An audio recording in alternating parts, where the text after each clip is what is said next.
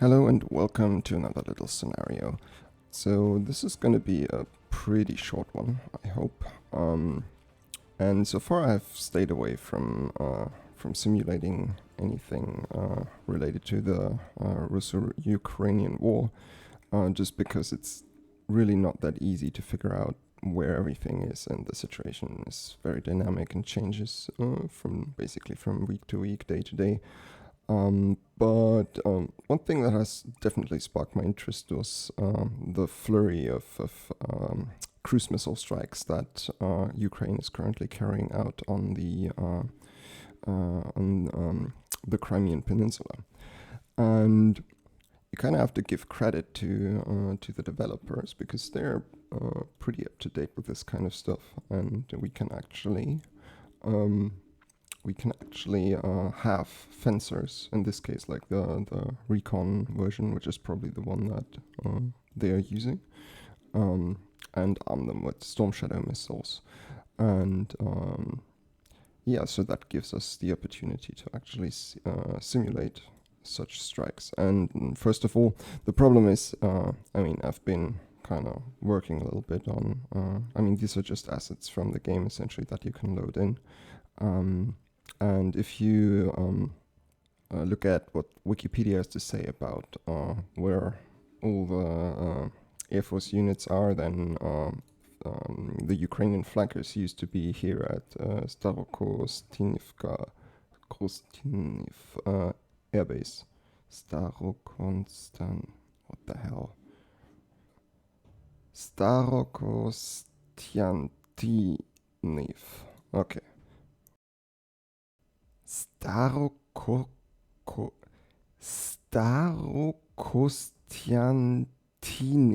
Starokostyantiv. Старокостянтинів.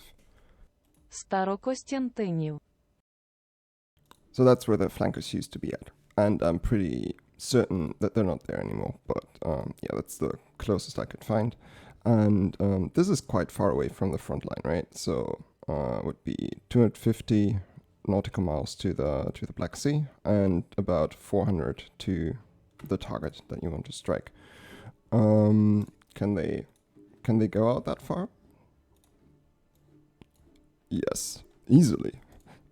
Okay, so we'll just base them out of here. So Russian side. Let's take a quick look at the air defense, shall we? So most of what I've set up here is based on two sources. One of them is this Rondelli Foundation, like it's a Georgian website, which maps Russian military units and tracks them.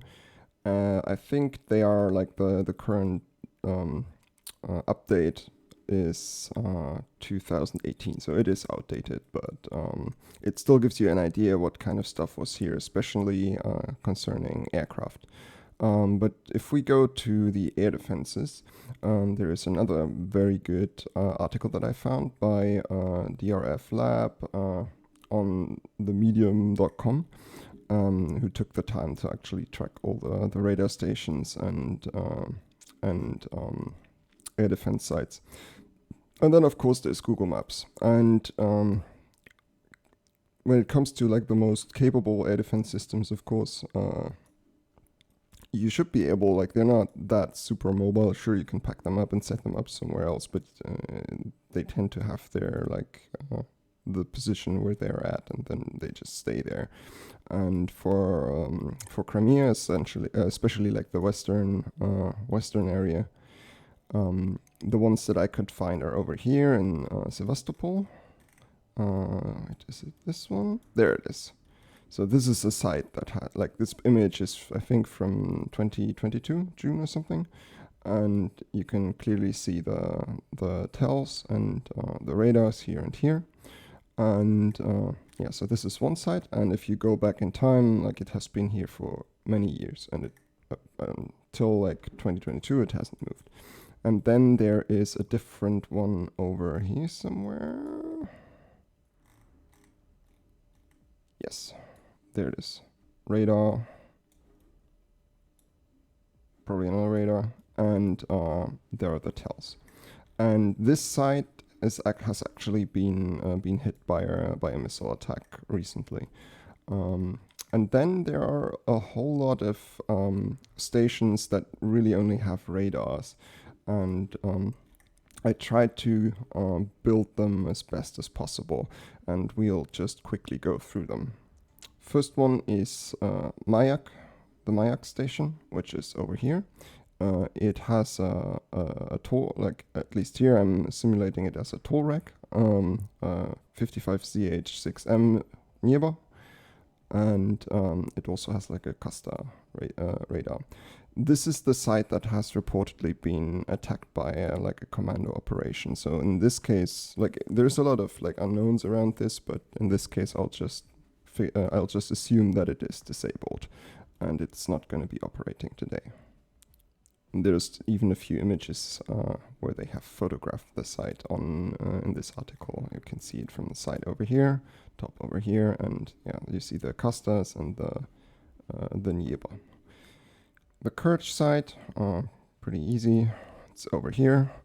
It has a Protivnik radar, Casta, Otpe, and another toll rack. Then the Sevastopol site. This is actually an interesting one because it's very, very close to that S400 site that we just saw. Here's the S400s. And then here you can see something that looks actually it looks like part of the S400 site, to be honest. But then they have, I think this is supposed to be another toll rack. Let me check. Okay, so the toll rack is over here, and then this is a different one. In game, I have put down like a cheese board, a flat face, like a Casta, and another toll rack radar. And yeah, so these will be overlooking this area.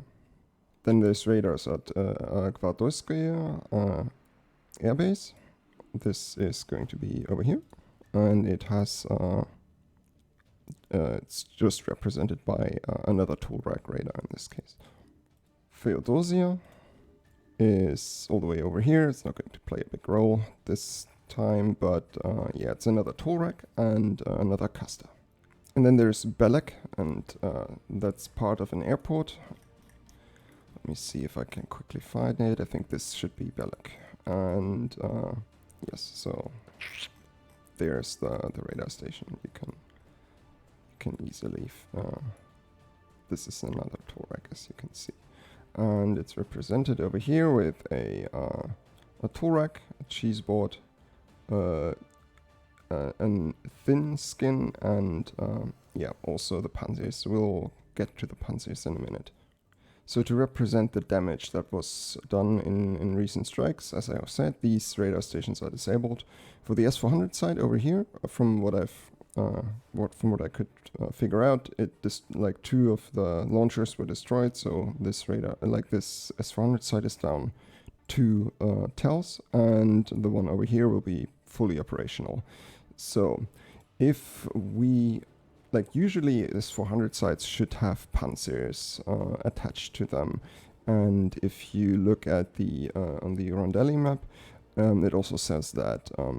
Yes, like this anti-aircraft regiment, it has 2 S400 battalions, and it has Panzer S1 attached to them. And over here, same thing. The problem is I have not found any panzers on Google Maps. So of course they're pretty mobile. What I did, like when it comes to reports about strikes on Zaki airbase, Zaki is somewhere over, where is it? There it is, I think, yes. So it was reported that there were panzers present at this, in this area. And so I think it is pretty probable that there are not that many panzers to go around. And it probably makes sense to use them to protect airports. And in this case, this is essentially what I have done. I've just put them down at Belek Airport over here, which is one of the important fighter bases, and one over here at Zaki Air Base. And because we're not attacking these air bases, they're not really going to play a role in this scenario. So are there any SHORAD systems in Sevastopol? So I've looked pretty long and hard at all the possible places, and of course this map data is from 2022, but yeah, you'd assume that you could see something if there was anything present. I mean, there are a couple of places where you could probably put them down, but I mean, if you look at the videos of the strikes that have emerged recently, I mean, the storm, like they seem to like basically double or triple tap each of the targets with storm shadows, and you see multiple hits on the targets. Like for example here at the Black Sea HQ. So I mean, the first hit was not on video because I mean probably no one had the camera on at the moment, and then like just a moment later, second one hits, and I also heard, like I also read like arguments about it, maybe it was actually the third hit. So multiple cruise missiles are launched at targets and multiple cruise missiles hit. That kind of is a clue, at least. I would say that there might not be a lot of SHORAD in Sevastopol, and maybe there isn't even any at all. And yeah, I mean, these systems are not like, they're not an endless resource, right? In this case, I've just assumed that they should have a Tor somewhere to put it down in the city. The problem is, at least in my experiments, it has never been able to actually engage the storm shadows. It's, yeah, but I put one down just to represent SHORAD in the city. All right, next up. Air Force. So this is old data, of course. Things will change. Again, this is the problem when dealing with events that are so recent. But yeah, Saki Air Base had Su-30s and some like strike aircraft that we're not going to be interested in. And then there is Belek Air Base with Su-30s and Su-27s. So we're talking about stuff that will be happening at like very short notice. So I mean, we're not going to like have all the planes available, to be honest. I'm pretty sure that on like a 5-minute notice, you might have maybe like a pair of like quick reaction force fighters ready to go. So we have 2 Su-30 SM with Almos over here at Saki, and we have 2 Su-27s with adders at Belek, and once we detect any cruise missiles or maybe any Ukrainian strike planes incoming, then we shall take these planes and try to intercept them. Yes. Lastly, the Navy. So I mean, there have been a couple of incidents with with drone boats hitting ships of the Black Sea Fleet. So in this case, the Black Sea Fleet will stay far away from this area, which is probably dangerous. We'll have a Bora, which has like one of them has been hit recently, so we know that they're active there. And then we have like one of the newer corvettes, the Bouillon. Both of them will be active radar, and they have some. I think they have infrared, so they can see the missiles, but they probably won't be able to engage them with their anti-air because it's quite short range. Then we have a Grigorovich frigate. It's going to be doing some patrolling over here, but it's going to stay way away from the danger zone, and for that reason, it's probably not going to make a difference. Oh, and just very quickly, so we'll have NATO forces. Like these are just airports I put down, like as just to have one. So I have no idea if there's actually something like this over there. But we'll have a Poseidon maritime surveillance plane, which is going to patrol over here. So it will have its radar to see the patrolling ships, and this information is probably going to be relayed to the Ukrainians, so they know which areas are probably visible to the ships. And then we have a rivet joint that's going to take off from over here in Greece, and it will basically just stay within Turkish territory. And yeah, I think that is it. And yeah, let's see how it pans out. Okay, I think everything's set and we're ready to go. So from the operational side, I think this is going to be pretty quick and easy because we're just going to fly over there and launch some missiles. First of all, let's give the planes some time to figure out their stuff. Also, what I haven't really been talking about is that there's actually like Russian AVAX from over here, and they're like a mainstay. It has like a patrol line over here, and it will, if we wait too long, it will actually make its way over here, and then they'll have AWACS for a moment. Yeah. Also, there's this platform. I mean, it's like one of there are a couple of oil rigs here essentially, and they have radar. So they were occupied by the Russians during the opening days, and now they're actually being recaptured by Ukraine, and it is totally possible that they have some radars running on those. And then there is like an S-300 site over here. Okay, I think we'll wait like until maybe 1830 or something. Interesting things that we want to see is ships. So I don't actually know how the patrol patterns panned out for the ships, so we have to see where they are, and then we should definitely route the missiles around them so they can't see them. What are our targets today? It will be these two dry docks over here, and this is basically a reenactment of the strikes on the that Kilo class submarine and the Robucha landing ship that were hit in the dry dock in Sevastopol.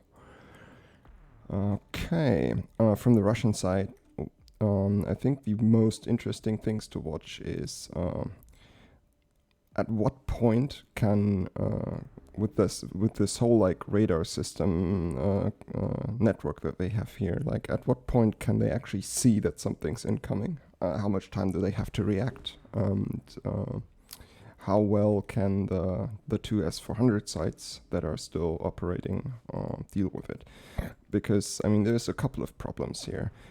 Sure, like the Russians, they keep bragging about how crazy far their Nebo systems can, like they're like very long range surveillance radars essentially. But of course, they cannot look through the curvature of the Earth, and if we just fly low, then we can easily stay undetected. Same with the cruise missiles; they'll be hugging the ground essentially, and it's not easy to see them, especially over land. The path we're going to take is probably, like, I've tested a few of them. If we try to go around here, I mean, there's some nice like terrain over here that we could use to sneak up on them, but these SAM systems and radars that are over here, they're pretty well placed to I mean, it's kind of meant to defend against stuff that's coming from over here, right? And it's actually doing a pretty good job. So all the strikes from here that I've tried, they don't work. The S-400 will shoot them down. The Ukrainians probably know this. So what they've been doing is they have been attacking all the radar assets and anti-air assets that are located in this part of Crimea, because then you can actually use this kind of Crimea to fly your missiles over. And this is exactly what we're going to do today. Let's see if it works out. We found the ship. Speed it up a little bit. This is the Bora. So it is somewhere here.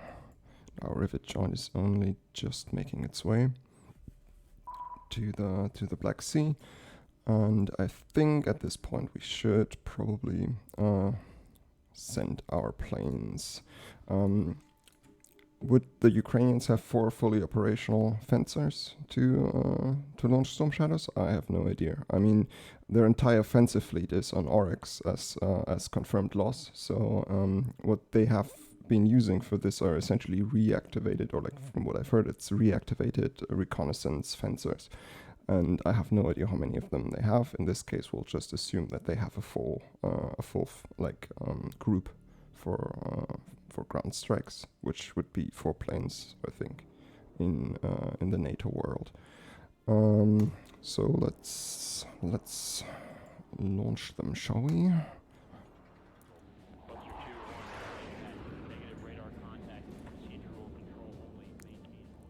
Okay, so here they are. We'll set them to low altitude, and they'll make their way to just north of Odessa, just going straight. I mean, there are MiG-31s from over here that have this look down, shoot down capability with very long range missiles, but yeah, I've not really looked into this yet, and I'm pretty sure it's not going to be able to hit stuff that far into Ukraine. I mean, it's like what, just about like 200 nautical miles. Oh, probably worth looking into. In this case, we'll just assume that we can fly over here with impunity. And can the Russians actually see us? Nope, they see nothing. They see this one, but this is like over Romanian territory. We'll just mark that as neutral, because we can be pretty sure that it is a NATO plane, which we do not want to shoot at. Or maybe they do want, but they restrain themselves.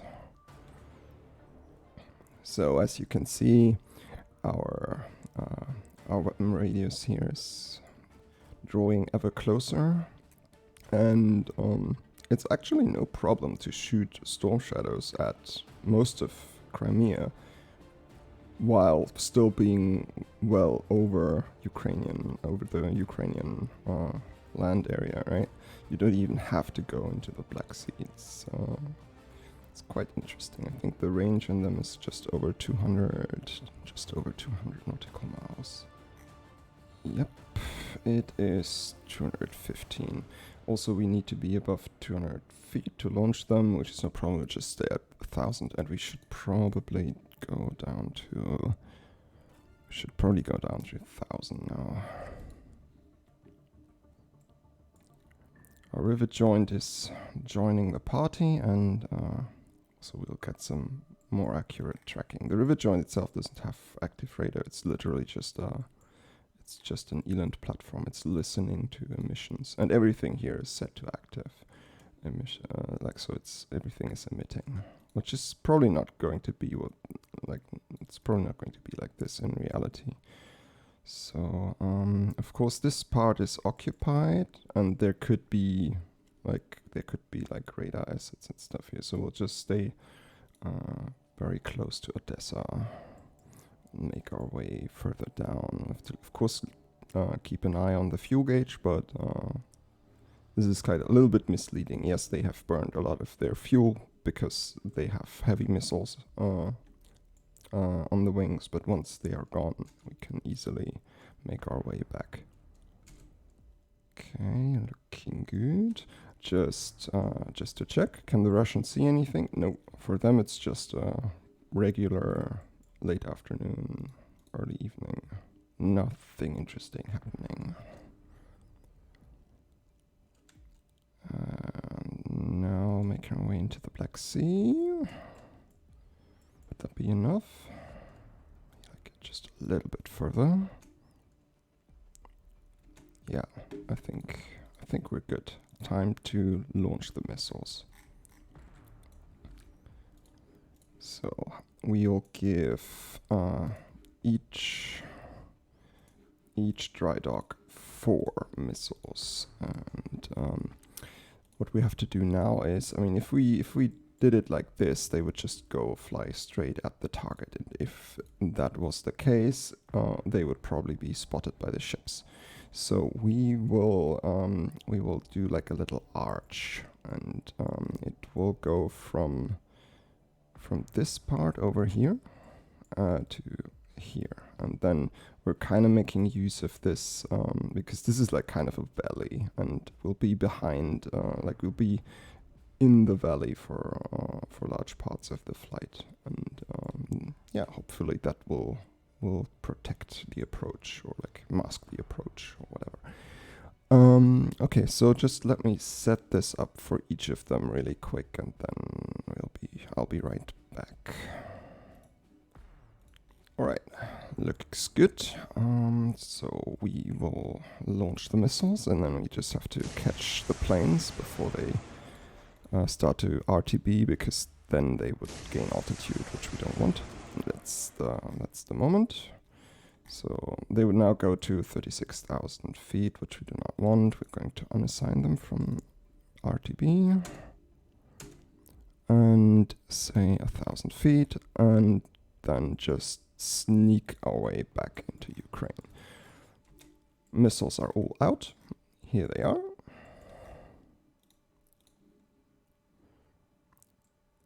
And do the Russians see anything? Nope. Okay, let's see how long it takes for them to notice. So right now the missiles are over here, and we'll just keep following them. Of course, this is like God mode, so they can't see that. God mode off, God mode on, God mode off. So they're now starting to fly over Crimea. Still nothing. Okay, there's something. Slow it down. Okay, so they don't get a really good fix on them, but they're detected by the Gvarderskoye. Did I write that wrong? Gvarderskoye. Yes, I did. Okay. Oh well. Yes, so they're detected by this long-range search radar. And this will be at 1721 Zulu.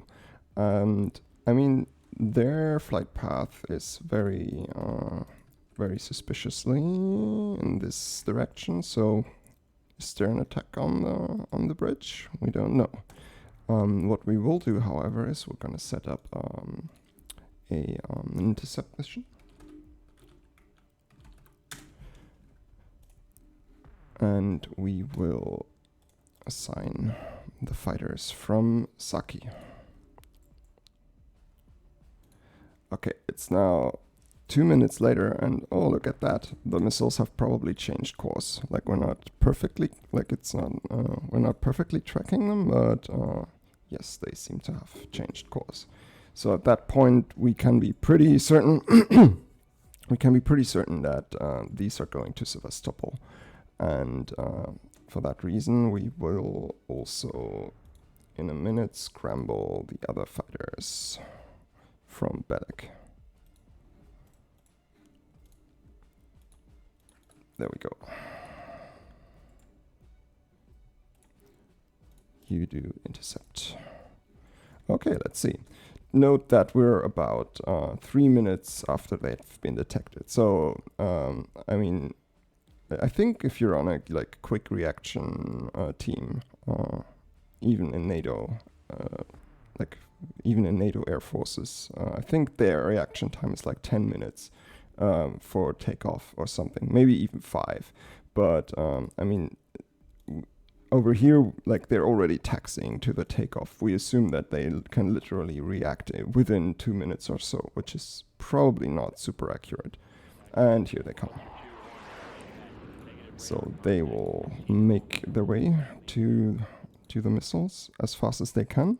So they'll be afterburning, and I mean, this is like the problem with these modern cruise missiles. Like they're almost like they're just barely subsonic, and yeah, that's not super easy to catch up to.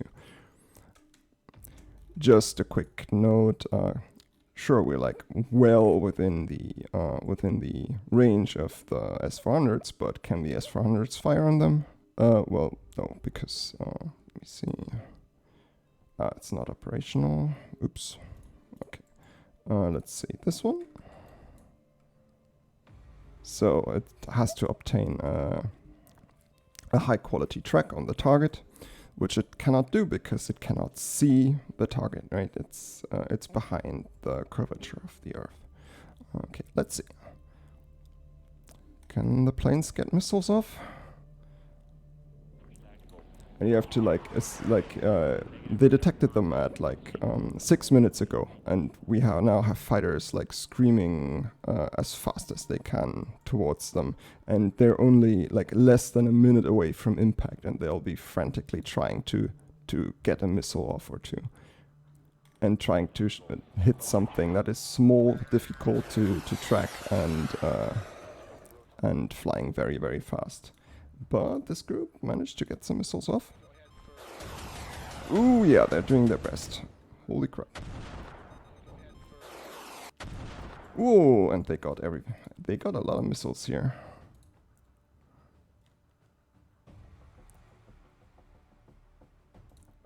Is the S-400 not firing? Still can't get a lock. Okay, so it's literally completely useless. Can the Tor fire? Insufficient reflection, so it can't even, it probably can't fire at them at all. And the Panzers, of course, are this is way too far away. So, and yeah, so I think this will be it. Yes. Pretty good result, I have to say, for the defenders. I mean, I've run this a few times, and usually they have more leakage. In this case, they managed to the fighters out of Belek were on point, and they managed to score a lot of hits. So kudos to them, good work. And still, one of the dry docks with probably a valuable ship in them just went up in flames. Okay, so this was just meant to serve as a little demonstration of how some of the strikes that we're seeing on TV and on the internet right now might be working. Again, I have no actual insights into the matter. I have no idea what's actually going on. This is just doing some experimentation with assets that are probably here in some way in this kind of shape. But yeah, as you can see, it is even with a network like this and some fairly high performing anti-air systems, it is very difficult to stop modern cruise missiles like this. And even if they did have, I mean, one thing that they could probably do is place Panzers over here. I have not tried it, what it would look like if you had Panzers in the area. But if you look at the way the terrain looks, it is just very it is pretty rough, to be honest. And if you're very, very smart with the way you route the missiles, you can always be behind some kind of terrain probably. I mean, might be able to sneak in from over here. And yeah, your Panzers would have to be in the perfect position essentially to engage them. And then again, you cannot guarantee to be leak-free. And if you're not leak-free, then yes, your headquarter buildings will turn into a pile of rubble. Okay, so I hope this was interesting. Again, pretty short one, not too elaborate, but maybe we'll do something more complex, incorporating these assets. And yeah, hope you enjoyed it. See you next time.